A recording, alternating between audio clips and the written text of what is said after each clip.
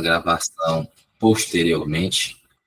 Então, sejam bem-vindas, né? Geralmente as nossas últimas aulas tinham uma quantidade maior de pessoas, né? Mas que bom que estão aqui. Acho que vai ser mais um momento interessante de troca, de articulação, onde a gente vai poder falar não só de uma obra especificamente, mas de saberes específicos, né? Que por muito tempo ficaram no local só da cultura, da religião, mas o autor de hoje ele traz muito essa perspectiva filosófica. E então eu vou falar aqui hoje dividido em 3 eixos, que são tópicos lá do livro. Não sei se todos aqui conhecem o livro. Eu coloquei geralmente as aulas abertas. Acho que a Tananda está aqui. Ela é a primeira vez na aula aberta, né, Tananda? Sim. Seja bem-vinda. Fala de onde? Alegrete, Rio Grande do Sul. Então, seja bem-vinda. Eu estou em Teófilo Otoni, Minas Gerais, mas sou da Bahia. E deixa eu explicar rapidamente para você o que é esse projeto. Eu comecei a ter um posicionamento ali no Instagram, e essas aulas elas começaram no final do ano passado, com outra pegada, só que aí, como eu já trabalho com a Lei 10.639, eu busco sempre desenvolver projetos na área, eu comecei a trazer aqui para as aulas abertas também temas nessa perspectiva. E aí, nós temos esse serviço aqui, que é muito pela vontade de transmitir algumas coisas que eu vou conhecendo e fazer esse intercâmbio com várias pessoas. E a gente já está aí, já há um trimestre já fazendo as aulas, e para essa sequência de 6 aulas que nós vamos fazer, nos próximos 6 meses, vai se formar diferente, que é a partir de obras específicas. Tanto que a próxima, eu vou divulgar o livro lá no grupo do WhatsApp, para as pessoas terem acesso antes. Já vou divulgar hoje mesmo, ou amanhã eu já mando o PDF lá, que a gente pode fazer um sistema de troca, e eu não fico com esse monopólio da fala o tempo todo. Como eu disse, nas últimas aulas estava com bem mais gente, mas hoje a gente vai estar aqui, que é muito bom também. É importante a gente fazer um movimento e é isso. Então, para hoje, isso foi votado, não sei se você entrou no grupo no período da votação, eu coloquei uma sequência de livros lá e os membros que votaram, né? E aí tem uma sequência de livros. Esse foi o primeiro, Pensar na Go, do Muniz Sodré. É essa obra aqui, não sei se você já conhece, tem acesso? Não, então a gente vai falar. Eu não conheço. Mas eu, na verdade, assim, ó, eu sou graduanda, né? E na quinta-feira é o meu dia que eu tenho livre da faculdade. Aí eu tava. Eu olhei ali, até outro dia tu fez uma atividade, só que eu não pude participar. Aí eu não tava muito por dentro mesmo, mas aí como apareceu ali, né? E aí eu entrei, porque eu já tava com interesse já de participar, já de ver as tuas aulas, né? Nessas por enquanto, né? E aí eu não estava muito por dentro, mas agora eu vou me inteirar melhor, Pronto, tá? perfeito. Então seja bem-vindo. Né? Além disso, tem outros serviços mais fechados, privados, que eu presto. Né? Tem um curso, Movimento Sankofa, que eu fiz 2 edições esse ano. Tem a oficina de jogos africanos também. Geralmente eu ministro presencialmente para alunos de ensino médio, mas esse ano eu fiz um, foi bem interessante no mês passado, online também, para professores. Então a gente está nesse movimento aí. Mas então vamos lá, né? Apresentações feitas. Vocês estão vendo aí projetados, é o nosso mapinha. Eu sempre trabalho com mapas mentais. Esse é o mapa mental da nossa aula de hoje. Eu sempre divido em 3 grandes tópicos, que são tópicos que estão lá no livro, se vocês forem adquirir posteriormente. Eu não encontrei PDF desse livro, mas se alguém encontrar, puder compartilhar lá no grupo, seria muito bom. E, bom, primeiro vamos falar rapidamente aqui do autor. Esse aqui que eu vou apresentar, esse senhor, já está ali com mais de 80 anos, é o grande Muniz Sodré. Muniz Sodré, ele tem uma carreira muito interessante, porque, além de filósofo, ele tem uma formação que é também dentro da área jornalística, então ele foi um comunicador, ele tem muita publicação na área da comunicação, Ele tem muita publicação nessa área de crítica a alguns determinados modos de fazer televisivos, tanto que ele dirigiu a TV educativa, a famosa TVE, que é um modelo de TV bem diferente, não é sensacionalista, busca trazer coisas bem interessantes, certo? Então, ele é um pesquisador aqui do Brasil, certo? Ele também tem ali sua carreira docente, ele é professor universitário, e ele também pesquisa sobre questões relacionadas à cultura afro-brasileira, à religião de matriz africana, especialmente o candomblé, especialmente o candomblé Nagô. Tanto que ele tem esse livro, Pensar Nagô, ele tem outro livro também muito interessante que se chama Os Nagô e a Morte.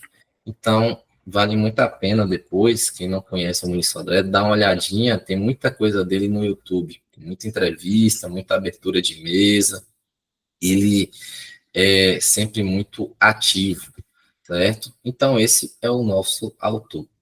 O livro que nós vamos trabalhar hoje, que é o Pensar na Go, é um livro que ele trata de uma perspectiva filosófica, né, sobre o pensamento dentro de uma determinada arqueologia, dentro de uma determinada organização de saberes que está dentro, né, dos Nagô, né? Que são os Nagô? São esse grupo macro etnolinguístico norte-africano de base iorubana. Então, Nagô vai ser todo aquele africano escravizado que veio para cá no século XVIII, século XIX, mais ou menos final do século XVIII, século XIX, certo? Naquela porção mais norte do continente africano, onde seria hoje mais ou menos Togo, Benin, sul da Nigéria. Então, a gente está falando de uma forma de se referenciar a um grande grupo etnolinguístico que traz consigo toda uma gama de saberes corporais, filosóficos, medicinais, e que, por diversos fatores que nós vamos trabalhar aqui a partir do livro, né, eles foram minimizados, invisibilizados e colocados em uma outra categoria que não era de saber. Isso começa muito antes, tem uma gênese, né? Porque isso está totalmente de acordo com o pensamento ocidental moderno. Então, Cassiane, que chegou aí, seja bem-vinda, né? Se puder deixar aqui no chat de onde é que você está assistindo essa aula, é bem bacana, será bem bacana. Já está aqui desenvolvendo poucas ideias, mas bem no início ainda, viu? Então, todo esse movimento ele está conectado com o pensamento ocidental moderno, que a gente começou a estruturar na aula do mês passado, mas a gente vai ver um pouquinho hoje por outro prisma. Não necessariamente, Lucinda. Aqui tem, você vai ver, eu vou apresentar aqui, é mais profundo que isso, tem a ver com um processo mesmo civilizatório, todo um ideal do que era saber, do que era a possibilidade é, a gente vai ver isso em detrimento, por exemplo, da cultura banto, né? Que era uma cultura ali que foi a primeira a estar presente aqui no nosso território, e com essa vinda dos nagôs, até mesmo de Halsás, né? Eles eles eram preteridos a isso, né? Josimar, seja bem-vindo. O professor Josimar está aqui também. Estava lá no curso Movimento Sankofa, né, em uma das turmas. Estamos aqui estreitando o diálogo. Pessoal, que eu também não estou muito nesse caráter hoje de detentor absoluto, não. Vamos tentar fazer mais essa perspectiva de diálogo mesmo. Se quiser abrir o microfone, clica aqui na mãozinha para ver e a gente dialoga. Mas eu vou chegar lá, viu, Lucinda? É para além da questão da escrita, viu? É um pouco mais profundo. Então, tem uma ideia aí. E aí começa com esse pretenso espírito do mundo, né?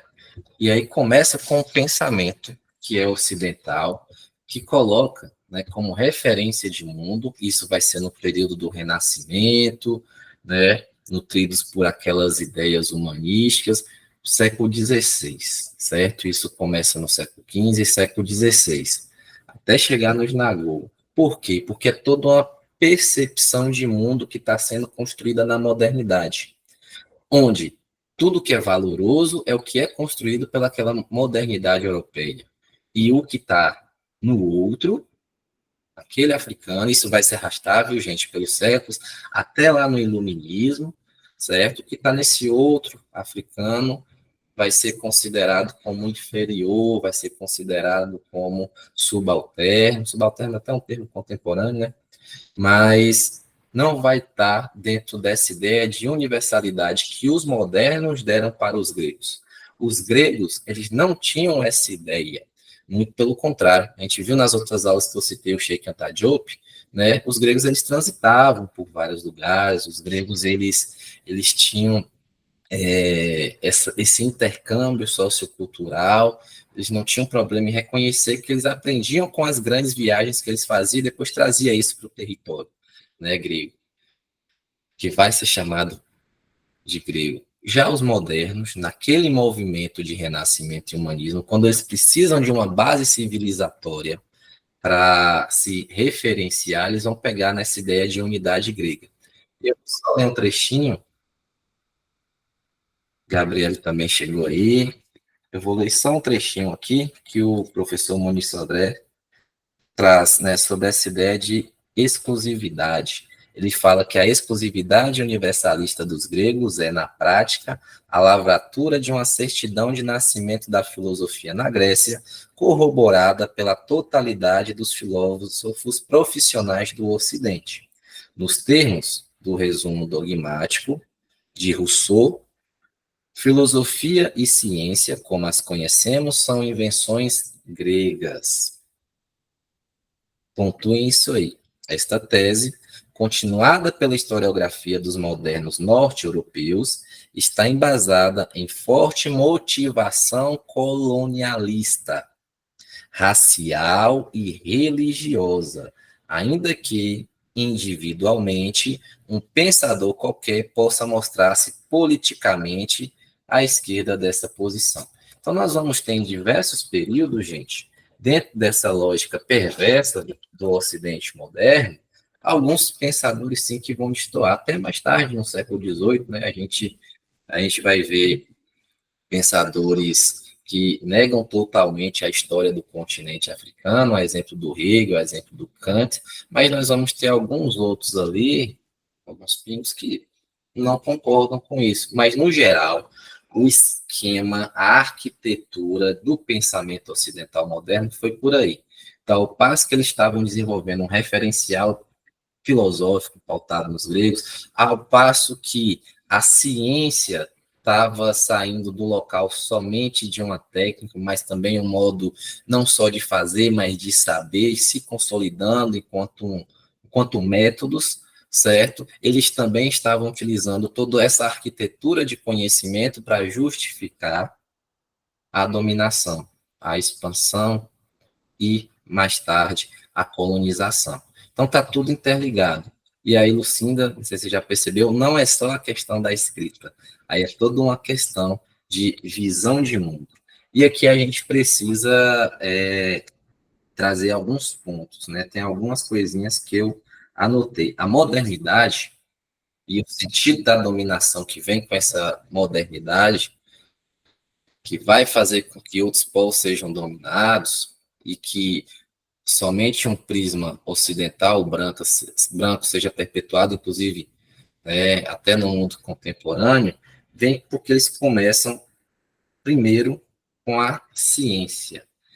A ciência, ela vai, sobretudo, ela vai perverter um pouco a ideia de Deus, ela não vai abrir mão, ela não vai deixar de lado, mas ela vai ser mais questionadora, porque agora ela vai dessacralizar a natureza, certo? A natureza não é mais algo místico, não é mais algo a ser respeitado, é para ser dominado. Vamos lembrar daquela máxima do Francis Bacon, né? A natureza ela tem que ser manipulada, ela tem que ser dominada, melhor dizendo, né? Para a satisfação dos desejos, dos anseios e das novas possibilidades de fazer o humano. Então, a ciência ela não vem só com o modo de saber, mas ela também vem com o modo de fazer. E aí perceba que vai ter um choque cultural aí, porque quando a gente vai tratar dos Nagô, nós ainda vamos tratar de povos que têm uma espécie de sacralização da natureza. Não de maneira pejorativa, tá, gente? Muito pelo contrário, de maneira muito sofisticada, como o Muniz Sodré vai apresentar aqui. Porque uma coisa-chave desse livro, né, enquanto muitas pessoas trazem as categorias de conhecimento dos povos africanos só na parte cultural e religiosa, ele vai trazer dentro de uma característica filosófica. Os pensadores faziam isso também, fizeram isso. A gente vai falar aqui rapidamente do Cheikh Anta Diop, só que o próprio Muniz Sodré, ao passo que ele apresenta o Cheikh Anta Diop, ele faz uma pequena crítica, né? E o Martin Bernot também. Eu errei, não é H aí no Martin Bernot, é um L, mas eu conserto daqui a pouco. Então, a ciência ela vem com esse local, certo? Outra coisa é essa ideia de criar um novo, né, de criar novidade, de buscar um ideal de uma suposta evolução constante. Para essa suposta evolução constante, você tem que estar se livrando o tempo todo disso que está no local do dito primitivo.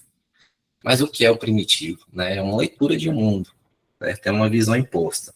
No contexto moderno, a gente vai ver a física, a astronomia, a própria filosofia, então todas as ciências voltadas para isso. E aí o conhecimento ele não pode ser mais pautado na observação, ele não pode mais ser pautado em uma questão muito interessante que a gente vê, eu já falei aqui em algum momento, que é na ancestralidade, na oralidade. Esse ideal de ancestralidade e oralidade, eu não trabalho muito aqui nas aulas abertas, não, gente. Eu trabalho mais um curso que eu tenho chamado Movimento Sankor. Acho que algumas pessoas que estão aqui já fizeram uma versão desse curso, pelo menos. Eu tenho uma versão gravada. Lá eu tenho uma aula só sobre ancestralidade, acho que Débora está aqui, fez. O professor também, nosso camarada lá do Instituto Federal, que passou por aqui e saiu, também fez, mas enfim. Então, o conhecimento não pode mais pautar nisso, não pode pautar simplesmente nessas ideias que são ancestrais, que são espirituais. O conhecimento tem que ser dentro da tecné, né? Como os gregos diziam, tem que ser algo palpável, que você investiga, que tenha um método, e esse método é chancelado pela construção da Europa, certo? E aqui, só para a gente entender um pouquinho mais isso, eu queria mostrar para vocês uma imagem. Essa imagem, ela tá num livro, um livro lá do início do século XVI, que é de um sujeito, ele foi o primeiro sujeito a fazer as dissecações públicas. E o que isso tem a ver? Tem a ver com essa ideia de evolução da ciência. Foi o Vesalius, o primeiro a fazer as dissecações públicas na Europa. Porque até um pouquinho antes disso se fazia, deixa eu expor aqui essa imagem, não vai dar para vocês verem toda, mas eu vou percorrer ela detalhe a detalhe. Inclusive essa tá bem bacana que ela tá colorida. No original, obviamente, ela era preto e branco. Ele contratou um ilustrador para mostrar esse livro. Esse livro é interessante, gente, para ver um pouco da ideia da história da ciência. Se não me engano, a USP disponibilizou uma versão dele toda em PDF, escaneada, assim, bonitona. E esse livro aí é A Fábrica do Corpo Humano, é o título dele, né? E essa aí é a capa. Ao longo do livro tem várias ilustrações, né? E aqui é um rompimento mesmo, sociometabólico, né? Do humano com a natureza, essa dessacralização da natureza. Ele começa a fazer isso, sai de dentro do laboratório e começa a fazer isso literalmente em um espaço mais aberto. Aí tem alunos, tem curiosos, que nesse primeiro momento ainda não se abre a cabeça, mas já se abre o estômago, e aqui tem de tudo, se a gente for observar essa imagem mais abertamente, né?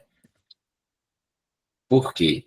Aqui você vai ver ele abrindo, aqui você vai ver aqui uma pessoa virando o rosto, que é uma representação de um filósofo grego antigo que ainda considerava, certo, o corpo humano algo mais sagrado, apesar de que os gregos já tinham investigação, só que a medicina ela não estava no campo do que eles chamavam de ciência, né, porque o conhecer estava para eles no campo da episteme.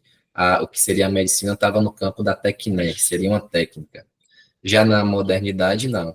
Né? A medicina ela faz parte da ciência, que é saber e fazer também ao mesmo tempo. Então, aquele revirando o rosto nesse aspecto simbólico. Aí aqui temos, de um ladinho aqui, eu não sei se vocês conseguem perceber, tem um macaquinho aqui, quer dizer, antes eles abriam animais, né? Agora o próprio ser humano, para que eu vou abrir um macaquinho se eu posso abrir um próprio ser humano? Lá em cima tem uma caveira, e tem uma imagem muito interessante.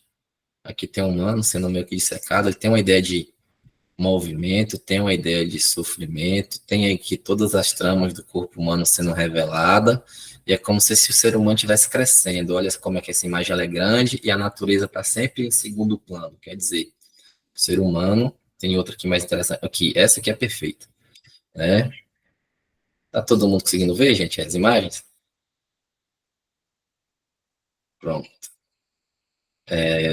Essa provocação é interessante para a gente tentar entender essa ideia do pensamento ocidental moderno, né? Então, como é que o ser humano está em movimento, tem um contraste aqui de movimento, ele está sendo revelado, desacralizado, e a natureza, olha, está ficando em segundo plano, certo? Então, esse é o futuro, né? Esse é o universo. E essa aqui é a imagem final. Essa aqui é sacana demais, né? É como se ele estivesse querendo dizer, olha, o ser humano nada mais é do que algo que não tem lá tanto valor se a gente for olhar no íntimo. Né? É uma caveira olhando outra caveira. Mas, onde estaria o caráter significativo e de importância do ser humano?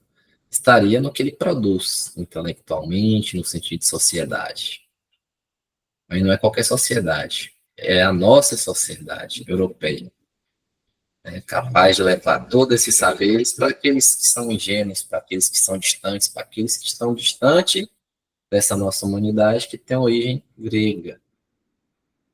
E essa ideia de origem, o Muniz Sodré ele vai trazer a origem grega, ele vai trazer como uma narrativa construída, né? Porque de fato não tem essa conexão direta, né? Isso é uma narrativa necessária para construir essa ideia de superioridade. E aqui, né, Deus vai ser utilizado também. Esse Deus que já foi mais naturalizado, e que eu vou ler só mais um trechinho para vocês. Esse Deus que já foi desnaturalizado, ele vai também ser instrumento dessa dominação, certo? Ora, beleza. A ciência, porque no início da modernidade, gente, eles ainda estavam num processo muito transitório. Então, ao mesmo tempo que tinha um cara lá navegando, apontando um instrumento para as estrelas e utilizando cálculos matemáticos, ao mesmo tempo ele ainda tinha medo de que acontecesse alguma coisa ali no mar, alguma provocação de um ser mítico, ele ainda escrevia em nome de Deus e da igreja. Então, não é um rompimento total, mas são ressignificações que vão acontecendo, que não é de uma hora para outra, né? Demora-se bastante. Né? Então, ele vai ter muitos homens modernos com uma certa mentalidade medieval, e é do período, certo? Porque às vezes a gente pensa que o rompimento é diretão, né?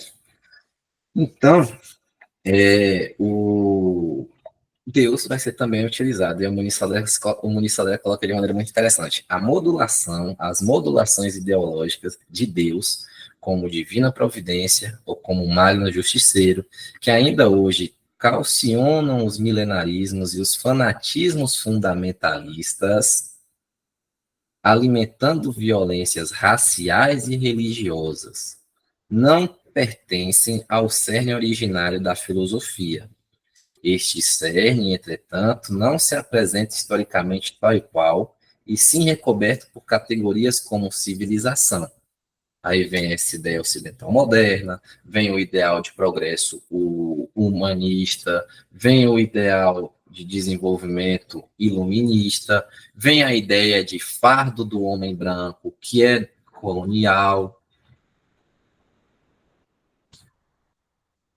e cultura, né, romântica, particularista, trazendo essa ideia de que, olha, tem um ideal de cultura, esse ideal é nosso, o que é dos outros, aí se torna só objetivo de curiosidade antropológica, quando muito, certo? E não tem valor para além disso. Que desde o século XVIII confronta-se conceitualmente, sem perder de vista no horizonte do racionalismo, o mito do progresso. Então, tudo isso em nome de um ideal de progresso, que é uma tecla que eu bato muito. A gente ainda reproduz esse ideal de progresso no século XVIII, hoje no século XXI. Isso é para outra aula. E também sem abandonar a perspectiva monoteísta do sagrado, que reforçava, sob a capa da razão, a valorização universal dos costumes, das técnicas e dos saberes europeus. Outra capa semântica para o domínio de uma classe social, um sexo e uma cor da pele. Então, bora lá. O que ele está querendo sintetizar nisso tudo? Então, foi criando-se um ideal, né? Vai ser pautado numa ideia de Deus que castiga, né? Numa ideia de Deus que é único, só pode ser ele, se manifestando através de uma religião, naquele momento, né, de uma colonização do Brasil, a Igreja Católica Apostólica Romana. Hoje, o fundamentalismo se manifesta em uma outra plataforma. Hoje, para quem é de terreiro, o grande inimigo, vamos colocar assim, entre aspas, na falta de uma palavra melhor, é o fundamentalismo religioso perpetuado pelas igrejas evangélicas, em um caráter especial para as igrejas neopentecostais. Não sei como é que é aí na região de vocês, né? Mas morei muito tempo em Vitória da Conquista, na Bahia, né? Eu sou do sudoeste da Bahia, e infelizmente até pouco tempo atrás era comum um ataque direto a terreiros naquela região. Na cidade que eu nasci, Vitória, em Tapetinga, né, só agora, né, de uns 5 anos para cá, que os terreiros, lá a gente tem muita base de origem Angola, né, então Kutainquice, só agora que essa galera está começando a se organizar e, enfim, a gente consegue ver movimentos coletivos sem sofrer tantas represálias, mas antes era algo muito velado na cidade, né? Então, isso ainda é um resultado, se a gente for analisar pelo prisma de uma história de longa duração, desse processo civilizatório, tá? E aí, né, ele vai apontar que, em contrapartida a esse pensamento de um originismo do pensamento ocidental com um pensamento de base grega, ele vai falar de pensadores, né? Aí vai ter o Cheikh Anta Diop, que é um pensador africano, senegalês, um grande intelectual que eu sempre uso como referência, certo? Que vai falar, beleza, se nós passamos por um processo de colonização, e essa colonização, do ponto de vista da estrutura do pensamento moderno, foi, deixa eu mostrar aqui o Cheikh Anta Diop para quem não conhece, né? Mas quem já viu nas outras aulas sabe que eu encho o saco falando dele. Foi o Egito, né? E aqui, deixa eu só ler os comentários. Todo esse estudo depois usado para justificar a raça. Exatamente, Lucinda, é o ponto que eu vou chegar aqui. Isso vai colocar uma ideia de raça, e aí o Sheikh Anta Diop vai falar, bom, então a base do pensamento, ele vai provar isso com a antropologia e com a arqueologia da cultura africana, começa em Kemet, começa no Antigo Egito, e a pigmentação da pele dos caras era negra. Então, nosso passado e o processo do que foi chamado de renascimento do continente africano pós Segunda Guerra Mundial está muito ancorado não só no pensamento de Sheikh Anta Diop, mas de outros intelectuais que faziam essa recuperação dessa cultura africana, sobretudo da África subsaariana, né, de uma África negra, né, e recuperando essa história. De fato, ele peitou, né, ali toda uma academia da época, assim como Fanon também fez isso, assim como outros intelectuais, né, dentro da ciência. Esses caras né? Quem está chegando aí depois, seja bem, Gabriela, seja bem-vinda, já está aqui em um debate, mas dá para acompanhar ainda. Então, ele vai colocar isso, e do outro lado, né, um outro pensador, que não era africano, mas também quebrava um pouco essa ideia, essa pretensa ideia europeia de conexão diretamente com os gregos, né? Ele, ele vai ser um autor de um livro, deixa eu colocar aqui, que é o Martin Bernot. Ele escreveu um livro chamado Black Athena, que, claro, tem também ali uns certos questionamentos à época, mas no Black Athena ele vai falar justamente dessa origem, é origem negra, porque ele vai falar como que esses gregos, esses atenienses, bebiam lá de Kemet, né? Então tem dois intelectuais aí, distintos, mas falando da mesma coisa. Claro, o trabalho do Sheikh Anta Diop mais vasto e com várias publicações nesse sentido, mas quebrando essa ideia. E quebrando com métodos europeus de pesquisa, né, o que é muito interessante. Então, voltando lá para o nosso mapa, aí qual vai ser a crítica do Muniz Sodré? Não é uma crítica, não se debruça nesse livro a fazer isso, mas é só comenta, olha, beleza, Sheikh Anta Diop fez uma coisa formidável, Martin Bernot também, mas eles ainda pautam essa questão da raça, né? Então, mesmo eles trazendo esse novo prisma, ele ainda tem essa subdivisão racial, esse caráter racial. Eles não vão muito para o campo da ideia, apesar do Sheikh Anta Diop falar de filosofia africana. O Muniz Sodré traz o campo das ideias. Ele não vai ficar só no campo da religião em si, mas ele vai falar como que essa religião, né, o culto tradicional aos orixás, tem uma, toda uma genealogia, toda uma arqueologia de saber, e eu vou fazer a partir de agora alguns apontamentos aqui no tópico 2, tá bom? E aí, se eu tiver um pouco acelerado, se tiver alguma dúvida, algum comentário, você já sabe. Só mandar no chat, ou levanta a mãozinha e abre o microfone. Então, o que, que a gente está chamando de povo Nagô? Né? Aqui a gente está falando de vários povos, né? Vários povos da parte norte do continente africano, e esses povos eram uma confluência de cultura. Eu vou só ler aqui alguns nomes para vocês verem de todo mundo que estavam nessas nações, entre Nigéria e o Benin, né, antigo Daomé. Egba, Egbador, Ejabu, Ijexá, que a gente conhece bastante, Quito, que a gente conhece bastante, Sabá, Iabá, Anabu, Yeó, Adijá, Pom, que a gente conhece bastante também, né? Hauidá, Mali, Jagum, e outros conhecidos no Brasil com o nome genérico de Jeje também, né? Tanto que se a gente vai estudar as origens do candomblé na Bahia, é o culto Jeje, né? Então, todo esse território, ele tem ali uma confluência de cultura, e ele tem um pensamento muito forte. Quando se trazia os africanos para cá, tinha essa estratégia de pegar grupos diferentes, né? E colocar no mesmo microterritório.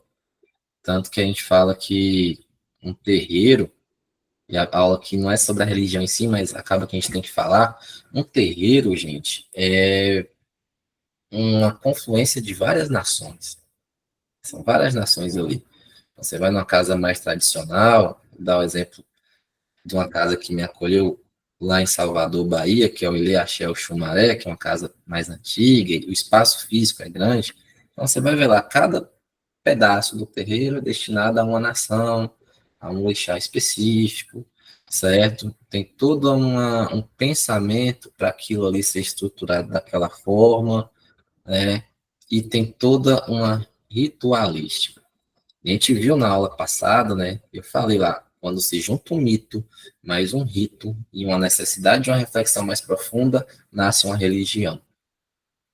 E a religião tem suas ritualísticas, e se tratando do candomblé, das religiões de origem nagô, vamos colocar assim, como coloca o Muniz Sodré, essa ritualística ela não é meramente estética, ela não é meramente cultural, ela nos conecta com uma gama de saberes que é muito grande. Essa gama de saberes, né, essa gama de saberes está conectada com a origem, está conectada com os modos de fazer e está conectada também com as dinâmicas sociais daquele povo. E aqui no Brasil não vai ser diferente, né? Utilizando disso como resistência. Então, tudo que o colonizador, que o português não queria, é que essa arquitetura de saber permanecesse, né? Porque eles sabiam que, beleza, eles inferiorizavam, mas eles sabiam que se aquilo permanecesse de alguma forma, aquele povo ele não seria dominado. Né? Como permaneceu? Né? E a todos os movimentos de resistência, se a gente for estudar ali a história do Brasil. Mas aí tem dois conceitos muito claros que o Muniz Sodré traz. O primeiro é o conceito de arqué, que vocês estão vendo aqui. Né? Arqué é um termo grego. Esse termo grego, arqué, ele é, na verdade, no sentido assim, é a origem. Do ponto de vista aristotélico, é o princípio material de todas as coisas. É o que vai fazer a pessoa se mover. É um ideal, é uma referência. Só que ele percebe que tem arqué, aí já é um Sodré puramente, né? Ele percebe que tem arqué também no povo nagô. Só que não levava esse nome, levava um outro nome, que é Egibá Yoaxe, né? Em Urubá. E o que Egibá Yoaxe é, de fato? Né? É, ritualmente, algo que é explicado com a palavra, por um ritual chamado Axexê, certo? Que geralmente é uma cerimônia no momento de morte. E aí tem toda, né, uma estruturação para isso, uma estruturação ritualística. E aqui, vou só ler um trechinho, que são de umas saudações que ele traz aqui. Então, nessa cerimônia, né, é tipo um poema, um oriki, né, algo mais institucionalizado, né, estatui Mojubá, né, que é a saudação, eu saúdo, eu te venero. Você vai encontrar essa saudação, você faz antes de falar com qualquer orixá, de saudar qualquer orixá, saudar o seu próprio ori. Egbo Axé Tionará, todas as origens do corpo comum. Aquela ideia de retorno, aquela ideia de monoriginismo, né, apesar de o mundo dentro da perspectiva iorubá, ter vários orixás, mas existe uma ideia de monooriginismo, tem uma força criadora maior, né, primordial, assim como em Kemet a gente vai encontrar também a figura do Atum, né, que é a força criadora primordial, depois vem os outros arquétipos, também com potências criadoras, assim como lá nos Bantos, né, existem os diversos níveis de ancestralidade, mas existe o ancestral primordial, né. Então, citada pelo pesquisador e fotógrafo Pierre Verger, né? Quem não conhece, eu posso falar depois aqui, abrir um parênteses para falar do trabalho de Pierre Verger. Entretanto, outra grafia, que é o Ipilexê e Xexê, própria para aquilo que se encontra vindo de nossos ancestrais quando chegamos ao mundo. Isto é, segundo os Yorubás, a origem de alguém é aquilo que denominamos Ixexê. Mas se estabelecermos uma analogia entre o grego e o nagô, que é o que ele está fazendo aqui no livro, as próprias divindades, orixás, são os arcaicos, isto é, princípios a serem cultuados como telos, ou com epítetos divinos. Ele fazendo uma movimentação, né, de arquitetura entre conceitos gregos de saberes, né, que eram considerados saberes e que foram os saberes que foram nutrindo o Ocidente moderno, mas que estão aqui presentes na cultura nagô. E aqui tem uma questão interessante, né? Essa cultura ocidental moderna, que se arrasta pelo Brasil, ela faz uma coisa com esses corpos, ela desumaniza. Então, ela tira toda essa ritualística de um campo filosófico, ela tira de um campo espiritual, ela vai tratar de demonizar, né? Se a gente for olhar os primeiros escritos psicológicos, a processo de incorporação, por exemplo, seria ali somente uma catarse, simplesmente, ou até mesmo resultado de alguma psicopatia, enfim, né? Eles tiram esse local de importância disso tudo. Isso é um processo que é muito caro para nós, porque até hoje, quando vai falar de religião de matriz africana, independente se é candomblé, se é umbanda, né, se é afro-indígena, como a Jurema, tem sempre gente que vai torcer o nariz, né? Que vai falar que em Deus Pai, vai fazer o sinal da cruz, né? Por falta de conhecimento e porque esse pensamento ele foi tão incutido de algo que não é legítimo, algo que é passível de demonização, de corpos que foram coisificados, e esse corpo que foi dessacralizado, porque o Nagoya, o corpo era sacralizado, o corpo era território também para manifestação do orixá. Então esse corpo ele foi violentado tanto na forma física, né? Depois você divide com a gente, assim, deixa eu só terminar o raciocínio aqui. Então, o corpo físico era agredido porque era coisificado a ponto de ser considerado uma ferramenta falante. O corpo psíquico, espiritual e filosófico também era violentado, porque toda essa egbaia, o axé, o arqué, se você quiser usar o termo grego, não era considerado sabedoria, certo? Então, isso também era uma violência, né? Física, mas também psíquica, filosófica e corporal no sentido espiritual, né? Deixa eu ver aqui se a Lucinda complementou o caso. Hoje eu vi uma bizarrice sobre teoria da conspiração de um aluno e certamente está circulando na internet. Se quiser falar, fica à vontade. Verdade, assim se formaram os intolerantes religiosos. Por aí, viu, Débora? É que eu vou desenvolver mais essa ideia que o Muniz Sodré, ele coloca mais algumas coisinhas aqui pra gente, tá? Ainda Rodrigo, pode boa falar. noite, gente. Boa noite. Então, a grande maioria das minhas crianças, elas são negras, mas elas têm sua questão religiosa baseada na neopentecostal, né? E aí, a gente retornou do feriado agora, né? Que aqui em Niterói o feriado foi até ontem, que foi dia de São Jorge. E aí hoje eu fui dar aula e aí o assunto que surgiu das crianças foi a morte do Papa. E aí tá rolando na internet alguma coisa sobre a vinda do anticristo com a morte do Papa, não é?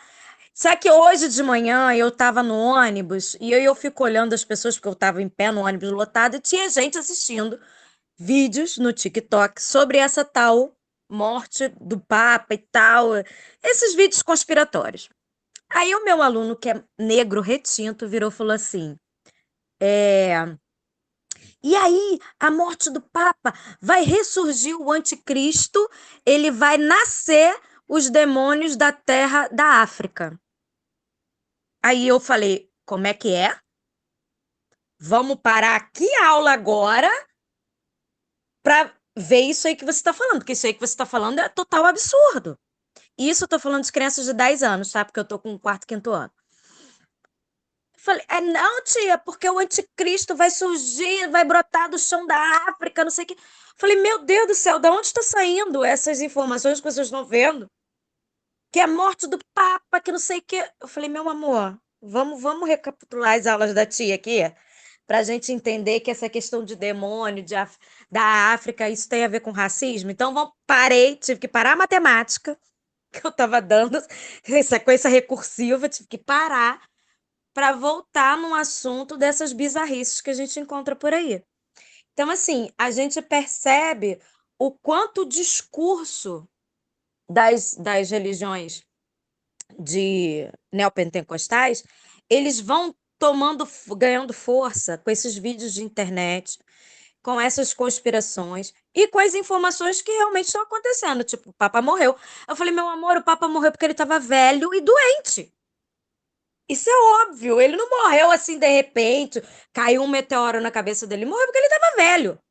E isso acontece com as pessoas velhas. E aí eu tive que parar realmente a aula de matemática, que terça e quinta é matemática, para voltar no assunto do racismo com as crianças e falar desses tipos de pensamento, de racismo religioso, de racismo ambiental. Aí eu tive que parar a minha aula por conta dessas teorias conspiratórias que a gente tá rodando por aí. E assim, é mais um ataque às religiões de matriz africana. Eu não sei de onde ele pegou isso, mas é isso aí, Débora. A missão desse povo é inventar coisas para destruir toda a imagem que a gente já tem por aí e mais ainda, né? Eu falei, você sabe, aí eu expliquei. Vocês sabem que a tia Lucinda é do candomblé, que isso tem a ver com as pessoas que não gostam da religião. E aí eu fui voltar no assunto, que eu acho que eu volto nesse assunto toda semana, porque é impossível ficar calada diante de uma bizarrice dessa que provavelmente surgiu agora no feriado e com a morte do Papa, né? Pois é, pessoal, é bem por aí. Eu vi essa coisa toda, né? E eu vou te falar, viu, Lucinda e demais. Assim, passando por uma análise mais materialista da coisa, perdão, é entender também quem é que ganha com isso, até no sentido monetário, né? Porque tem toda uma indústria aí de vídeo viral, de sensacionalismo, de cortes, tem toda uma ideia de ressurgimento aí de um fundamentalismo religioso, um espetáculo do conservadorismo entendido enquanto belo, que é feito, né, tanto no aspecto estético, mas ele também tem um viés político e material. Tem uma galera que tá ganhando uma grana aí. Não sei se vocês viram os caras lá do Legendário, né?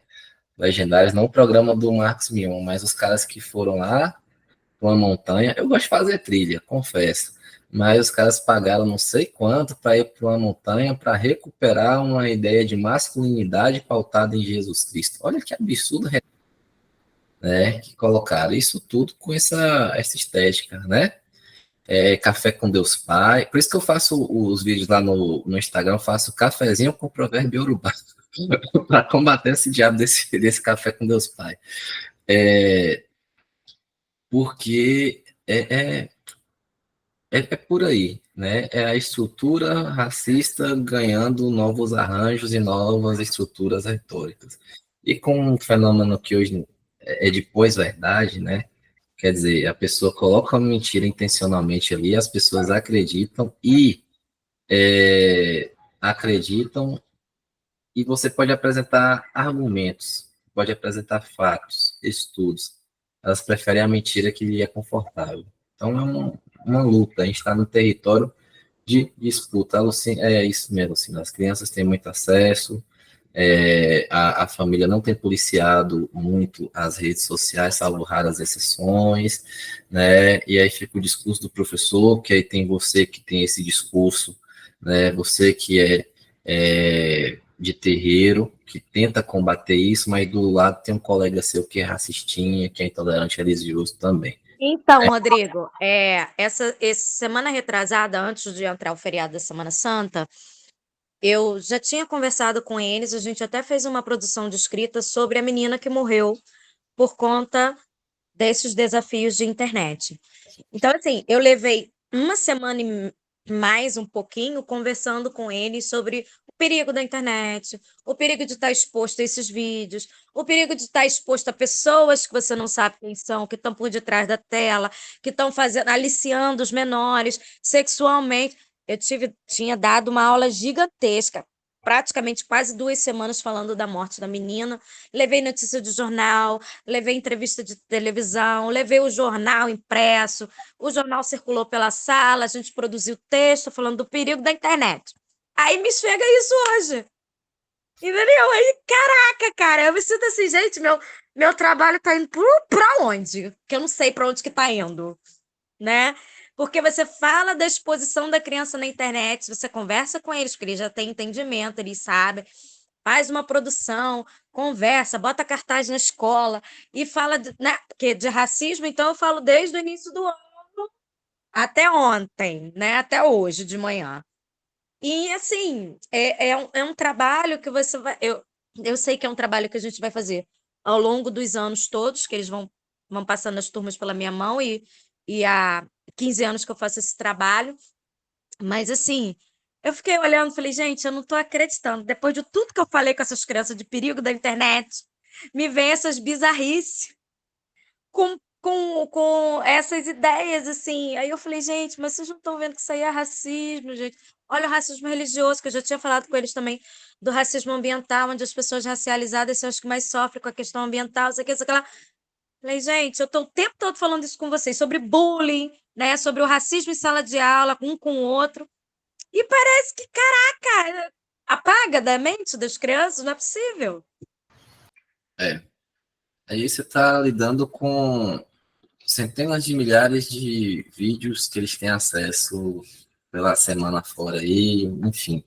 Mas é um movimento que tem que ser feito, né? E tá geral, viu, Lucinda? Você está aí em Niterói, eu já passei por escolas da Bahia, estou aqui em Minas Gerais, é cotidiano, tem que ser feito através de projetos, através de muita conversa mesmo. Eu vou seguir aqui, ainda no raciocínio, né, sobre Arqué ou Edbar e Alaxé, tá bom, pessoal? Uma coisa que o Muniz Sodré vai trazer é essa questão da diáspora, certo? Ele vai trazer essa questão dessas ressignificações necessárias para a diáspora, uma coisa que eu bato na tecla. Brasil não vai ser totalmente igual ao continente africano, desde lá do nosso processo de formação, certo? Então, o que há aqui é uma reestruturação dos cultos, dos saberes, para criar uma ideia de pertencimento, certo? O outro autor que eu gosto bastante, que é o jamaicano que escreveu o livro Da Diáspora, tem um ensaio dentro desse livro chamado Da Diáspora, que é o que dá nome ao livro, que é o Stuart Hall. Ele vai falar de como que esse sujeito da diáspora ele cria um imaginário sobre a sua terra de origem para sobreviver nessa terra estranha. No caso, ele está falando de jamaicanos que retornam, que vão, melhor dizendo, para a Inglaterra e tudo. Mas se aplica a contexto que eu estou falando, no sentido de, olha, existe toda uma estrutura de saber e de modo de fazer que vai ser estruturada aqui. E aí, claro, essa estrutura de fazer e de saber, ela vai estar sendo influenciada pelo que está ao redor, né, por outras culturas também. Então, não é igual, mas a gente busca esse significante, né? A gente busca dar um sentido novo para as coisas que aqui estão.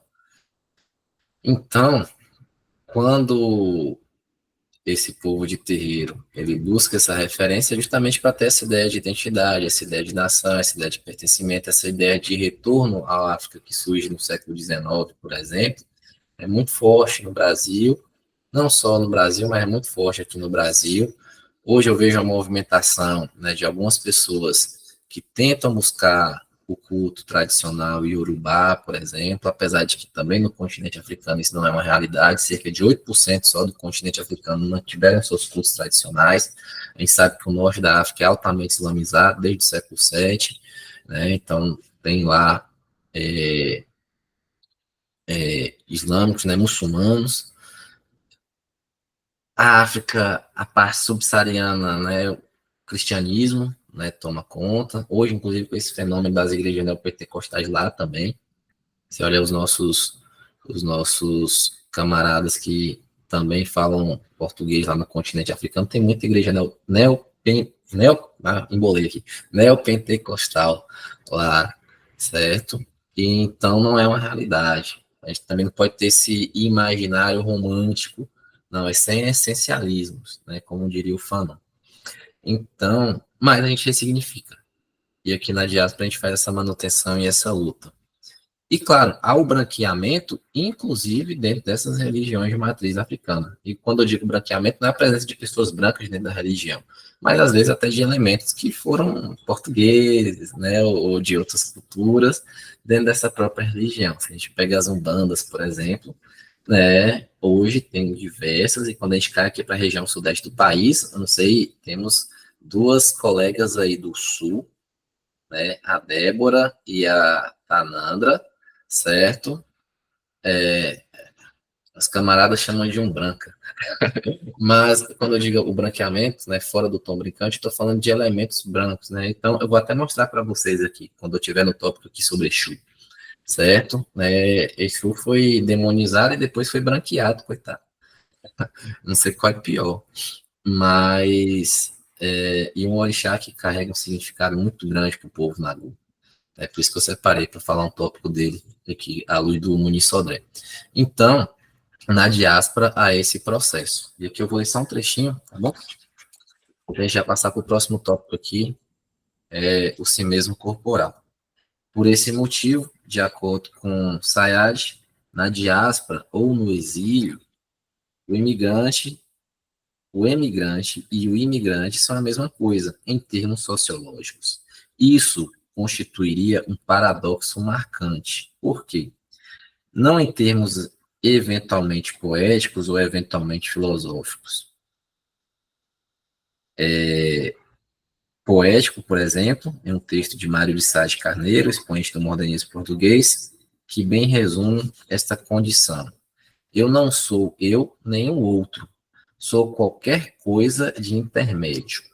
Filosófica, por sua vez, é a argumentação de Heidegger, né, que segundo o qual toda presença é temporalidade estática, o que significa ser em si mesmo, fora de si e para além de si mesmo.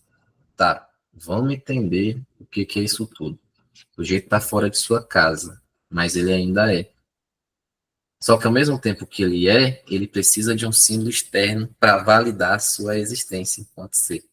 Então, o tempo todo nós precisamos desses símbolos externos. Só que os símbolos externos do povo Nagô foram duramente atacados, né? E apesar de eu escutar algumas falas, né, que hoje que todo mundo quer ser do candomblé, eu acho que não, viu? Talvez esse candomblé da mídia, esse candomblé que alguns artistas aí vão só de vez em quando, sem muito compromisso, talvez sim. Mas o candomblé mesmo da tradição, da função, da vida no terreiro, eu acho que não, né? E buscar, né? Porque todos esses saberes eram transmitidos através da oralidade, mas hoje né? Também acho que nem todo mundo deve, viu, Lucinda? Né? Nem todo mundo deve, não é para todo mundo, não. Mas eu digo mesmo a vivência, né? A vivência é muito delicada e exige, né? Exige. Mas o que eu estava falando é dessa questão do símbolo externo, né? Mesmo você sendo, você precisa do símbolo externo para, de fato, tornar-se. E aí o si mesmo corporal. Por que o si mesmo corporal? Essas religiões são manifestações que exigem muito dessa arquitetura que é física.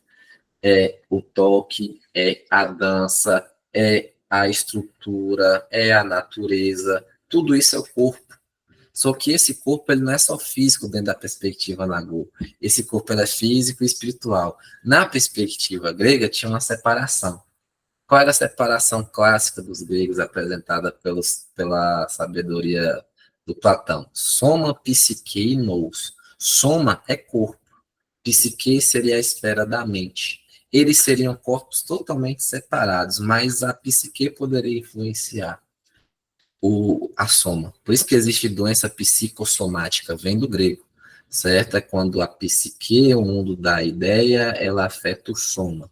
O nous seria um aspecto que eles não chamam de espírito nem de alma, mas seria essa coisa que transcende, certo? Para os gregos. Só que o Nagô não tem isso. O Nagô junta tudo. É tudo ao mesmo tempo. E apesar de ter o corpo físico, ele é ao mesmo tempo o corpo espiritual, que é o corpo não só do sujeito em si, mas é o corpo do coletivo e é o corpo da própria terra e é o orixá, que apesar de ser força metafísica, espiritual, ele também se faz presente no momento, por exemplo, é, de, de uma incorporação, vamos dizer assim, um momento de um transe. Então isso dá um nó nesse pensamento ocidental moderno que aprendeu a separar e fragmentar.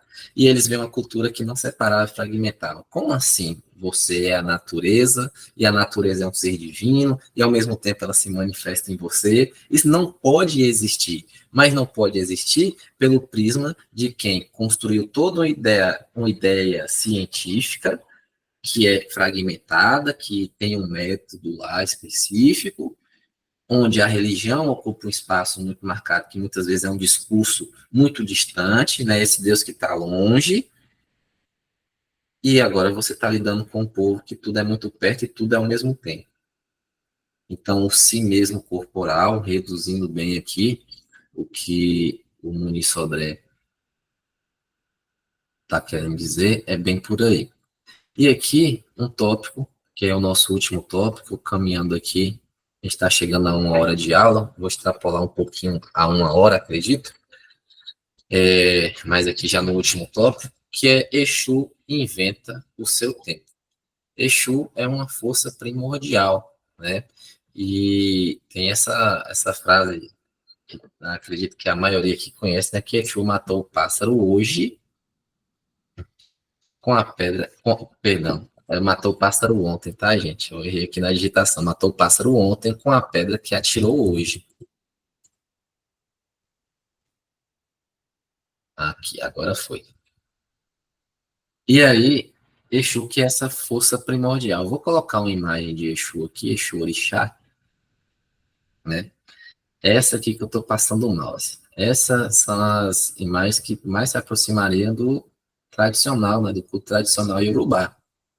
Só que aqui, quando a gente dá um Google, né? É até interessante, né? Vão ter essas representações mais contemporâneas, artísticas, que são até essa aqui eu acho bem interessante. Só que tem umas imagens que vocês já vão percebendo que vai tirando um pouco. Por exemplo, essa imagem aqui do Exu com um tridentezinho, né? Isso aqui já é outra coisa, que já é você ver como é que a própria matriz ocidental influencia na representação imagética, né? Aí nós veremos aqui também o último bem interessante, que era um Jesus branquinho, Jesus galego, ou Jesus aquele Exu. Deixa eu ver se eu volto aqui. Geralmente nas umbandas da vida a gente vê. Não estou aqui fazendo juízo de valor, estou só mostrando dentro do cara a representação.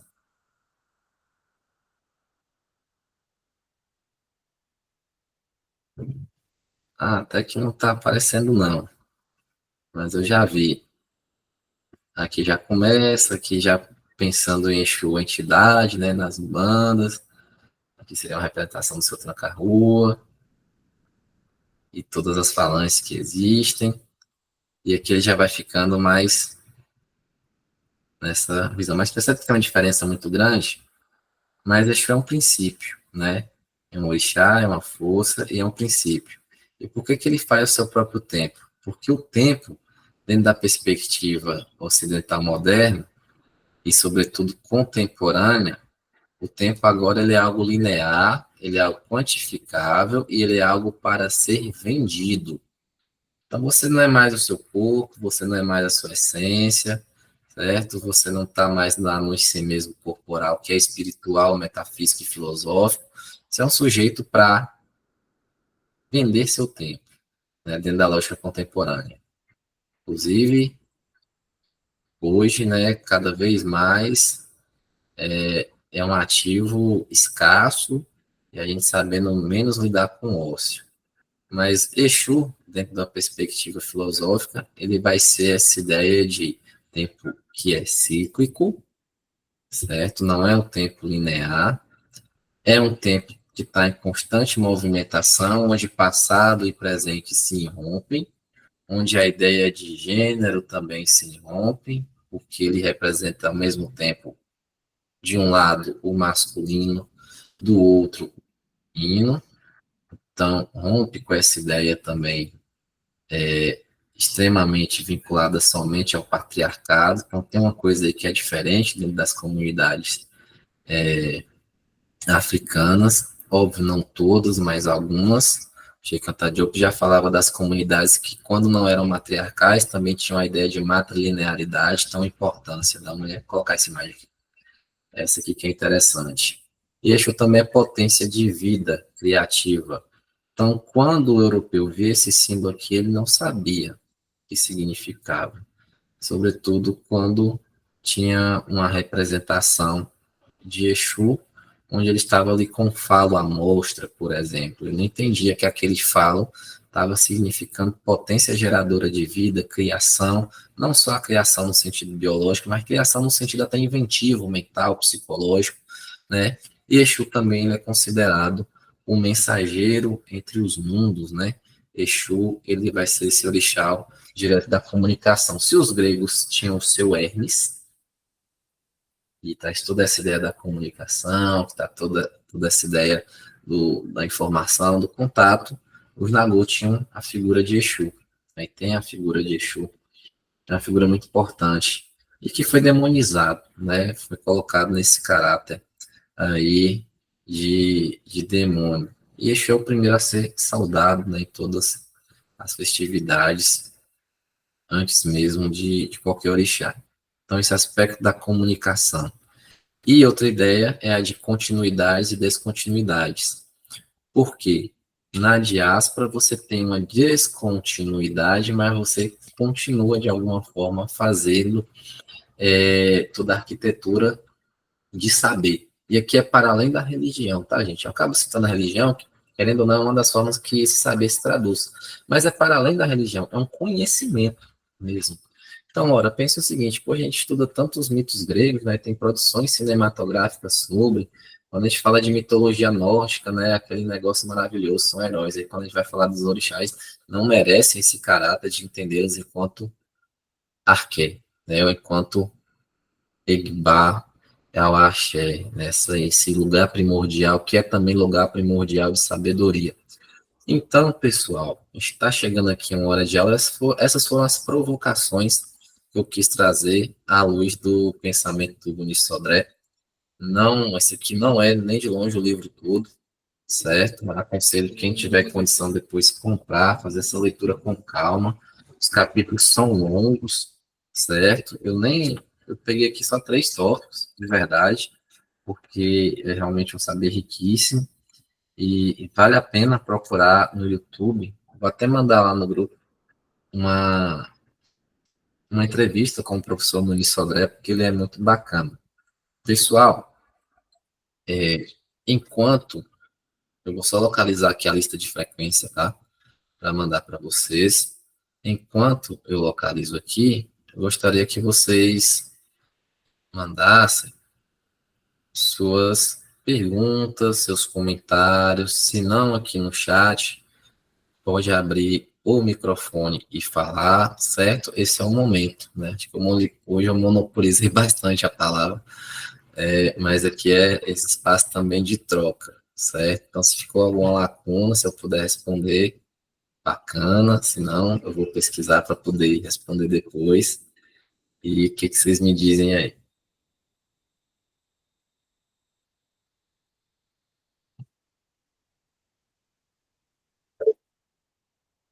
Vamos lá, eu vou ler os comentários.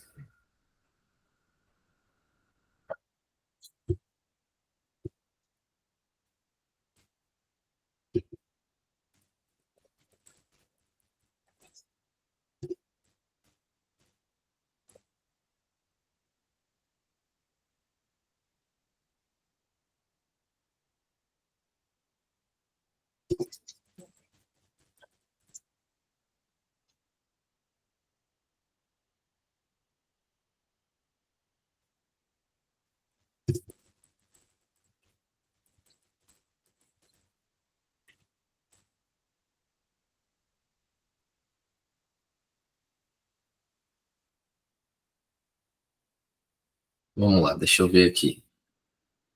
Tanandra levantou a mão. Pode falar, Tanandra. Boa noite.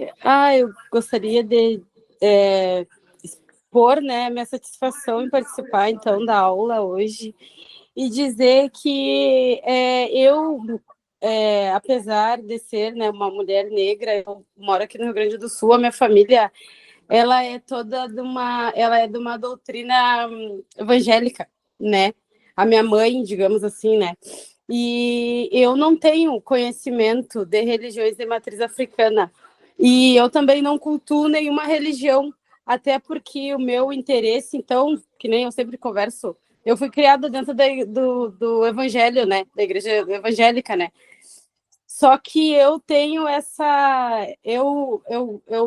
eu tive, né, com amadurecimento, né, esse estreitamento com a minha identidade, com a minha ancestralidade, né,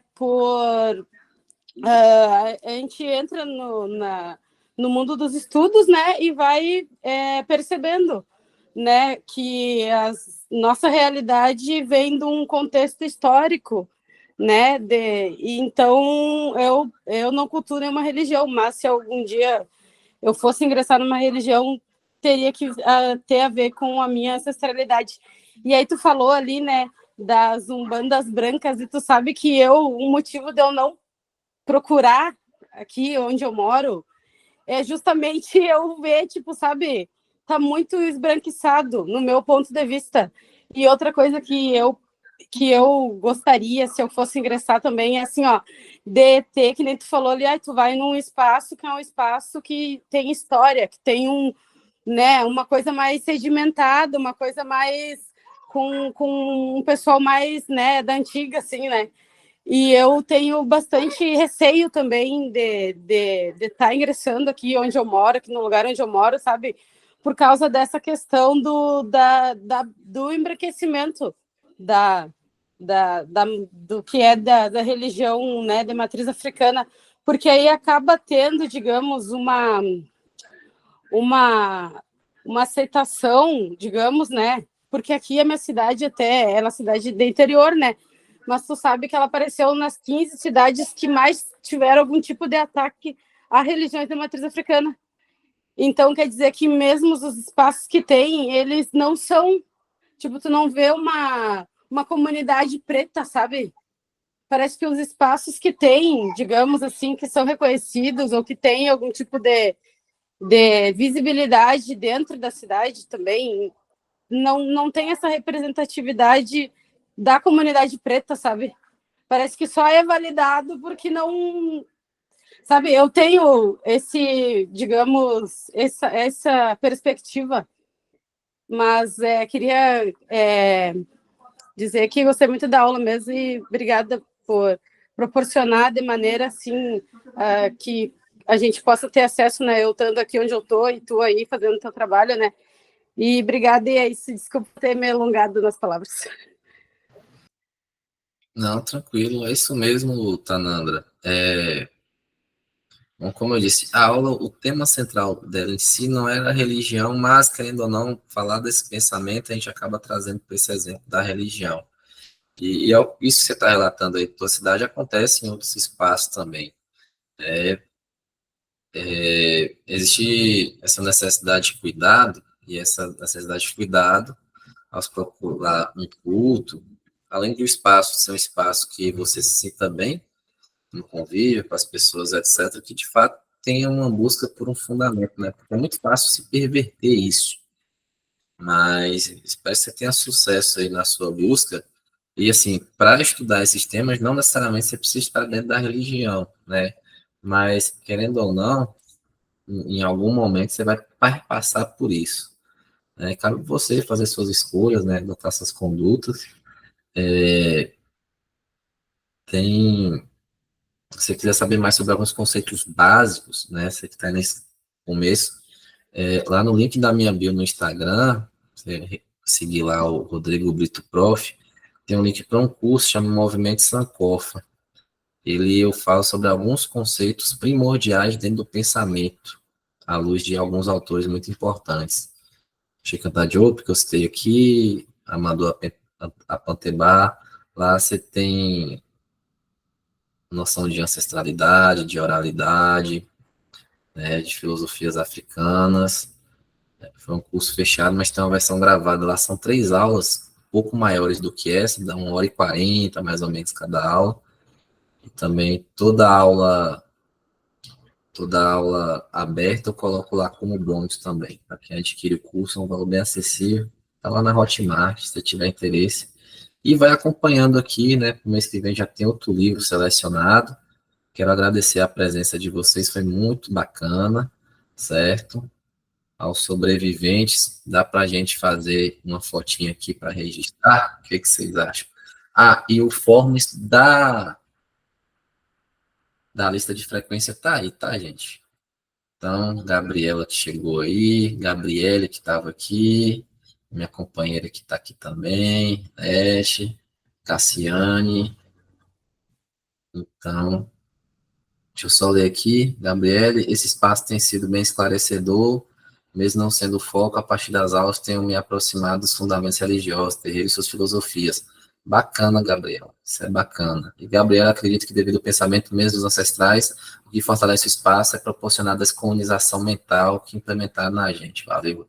Obrigado, Gabriele. É isso. Pessoal, fazendo um printzinho aqui da tela, se alguém quiser abrir a câmera, a hora é essa. Então, vamos lá. Prontinho, pessoal, já foi. Muito obrigado. Bom final de semana para vocês, certo? Até. Ah, peraí, mais gente abriu a câmera. Volta. Pronto, vou fazer outra. Pronto, Cassiane também. Massa. Agora sim. Galera, então um abraço, fiquem bem e até a próxima, viu?